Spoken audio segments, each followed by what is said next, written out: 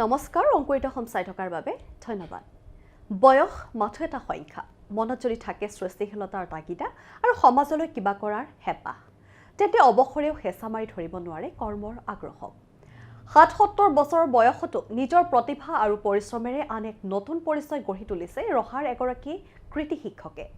অৱসৰৰ পাছত জিৰণি নলৈ বাঁহ বেত শিল্পৰ জৰিয়তে আত্মনিৰ্ভৰশীলতাৰ লগতে নৱপ্ৰজন্মৰ বাবে দাঙি ধৰিছে এক অনন্য আদৰ্শ। ৰহা মধ্য টপাকুচিৰ নিবাসী তথা ৰহা চৰকাৰী নিম্ন বুনিয়াদী অভ্যাসন বিদ্যালয়ৰ অৱসৰপ্ৰাপ্ত শিক্ষক হৰেন্দ্ৰনাথ শৰ্মাই আজিও ব্যস্ত সৃষ্টিশীল কৰ্মত। ৫১ সংখ্যক ৰাষ্ট্ৰীয় শিক্ষক দিৱস উপলক্ষে জিলাকৃতি শিক্ষক বঁটাৰে সন্মানিত হোৱা হৰেন্দ্ৰনাথ শৰ্মাই ২০১০ চনত অৱসৰ গ্ৰহণ কৰাৰ পাছত ২০২৪ বৰ্ষৰ পৰা ঘৰতে সময় নষ্ট নকৰি আৰম্ভ কৰে বাঁহ বেতৰ শিল্পৰ কাম।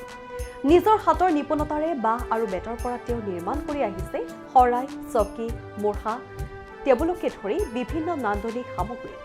কেৱল শিল্প কৰ্মতে সীমাবদ্ধ নাথাকি নিজৰ ঘৰৰ বাগিচাটো কঠোৰ পৰিশ্ৰমেৰে বিভিন্ন শাক পাচলিৰ খেতি কৰি এক সুন্দৰ নিদৰ্শন দাঙি ধৰিছে তেওঁ। ৭৭ বছৰ বয়সতো হৰেন্দ্ৰনাথ শৰ্মাৰ এই কৰ্মস্পৃহাই প্ৰমাণ কৰিছে যে ইচ্ছা শক্তি আৰু পৰিশ্ৰম থাকিলে বয়সে কেতিয়াও বাধা সৃষ্টি কৰিব নোৱাৰে। তেওঁৰ এই সৃষ্টিশীল প্ৰয়াসে নৱপ্ৰজন্মকো প্ৰেৰণা যোগাইছে। হৰেন্দ্ৰনাথ শৰ্মাই জানিবলৈ দিয়ে যে তেওঁৰ এই বাঁহ বেত শিল্পৰ কামত পত্নী ভৱানী কন্দলীয়ে যথেষ্ট সহায় আগবঢ়াই আহিছে।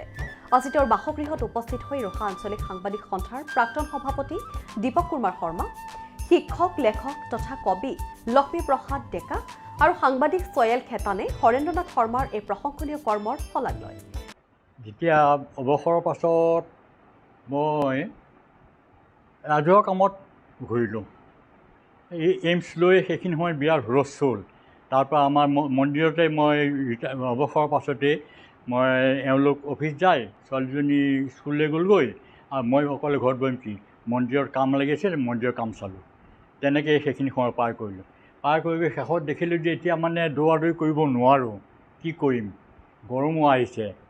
বাঁহ পালোঁ, ঘৰতে বাঁহ আছিলে, বাঁহ লৈ পেলাই অকণমান কাঠি কাম লাগো। পহিলা খৰাহী, এটা সৰু খৰাহী তাৰমানে এই এজন মানুহ ইয়াত কাম কৰিবলৈ আহে, তেওঁ বনায়। এইবোলে মই এতিয়া হাতৰ বেয়া, মই কিয় নোৱাৰিম বনাবলৈ।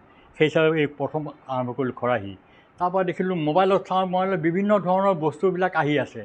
এই মূঢ়া আহে, কেনেকৈ বনাব লাগে, তাৰপৰা টেবুল কেনেকৈ বনাব লাগে, শৰাই কেনেকৈ লাগে, সেই চাই চাই এই কাম আৰম্ভ কৰি দিলোঁ। এই ২৪ চনৰ জুনৰ পৰা এই কাম আৰম্ভ কৰিছোঁ আৰু বৰ্তমানলৈ কাম চলি আছে। মই ২০১০ চনত ডিচেম্বৰ ৰহা আদৰ্শ চৰকাৰী নিম্ন বুনিয়াদী বিদ্যালয়ৰ পৰা প্ৰধান শিক্ষক হিচাপে মই অৱসৰ আৰম্ভ কৰিছোঁ। এতিয়ালৈ খৰাহী, পাচি, চালনী, মূঢ়া, কৰণী, টেবুল, শৰাই, বঁটা, এনে বিভিন্ন ধৰণৰ বস্তু বাঁহৰ যিখিনি বনাব পৰা যায় প্ৰায়বিলাক বস্তু বনাইছোঁ, মাত্ৰ ডলা বনোৱা নাই। মই বস্তুবিলাক যদি কোনোবাই কিনিব বিচাৰে আপুনি বিক্ৰী কৰে নেকি?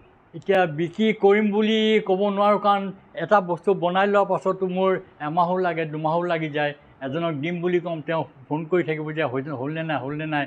পিছত যেনে তেনে দিম বনাই, পিছত বেয়া হ'লে কৈ যে এই বস্তুকেইটা বনাই বেয়াকৈ বনাই নিদিয়ে, ভালকৈ বনাই নিদিলে।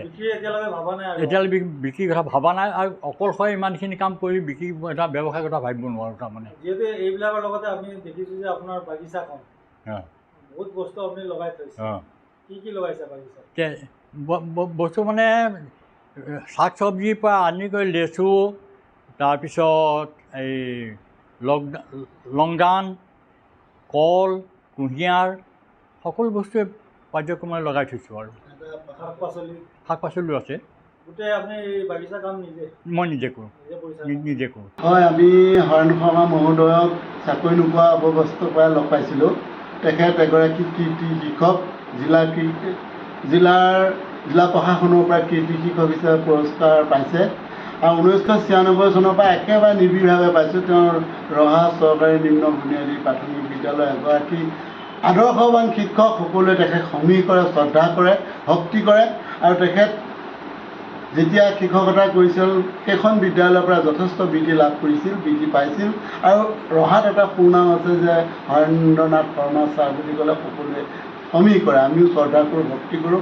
যিহেতু তেখেতৰ লগত আমি 1996 পৰা একেলগে কাম কৰিছোঁ। তেখেত 2010 চনত অৱসৰ গ্ৰহণ কৰিছে।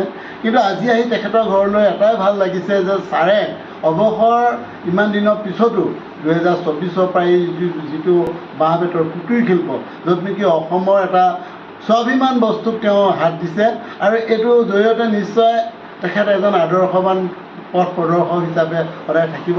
শিক্ষাগুৰু হিচাপে তেখেতৰ যিটো সুনাম, এতিয়া অসমৰ কুটিৰ শিল্প, বাঁহ বেতৰ শিল্প হেৰাই যাব গৈছে প্ৰজন্মৰ মাজৰ পৰা। এইটো তেওঁ পুনৰুদ্ধাৰ কৰাৰ যিটো প্ৰয়াস কৰিছে, ই সঁচাকৈ আমাৰ কাৰণে গৌৰৱৰ বিষয়, আৰু এই ক্ষেত্ৰত নিশ্চয় প্ৰজন্মই এটা কৰ্মসংস্থানো বাদ হ'ব।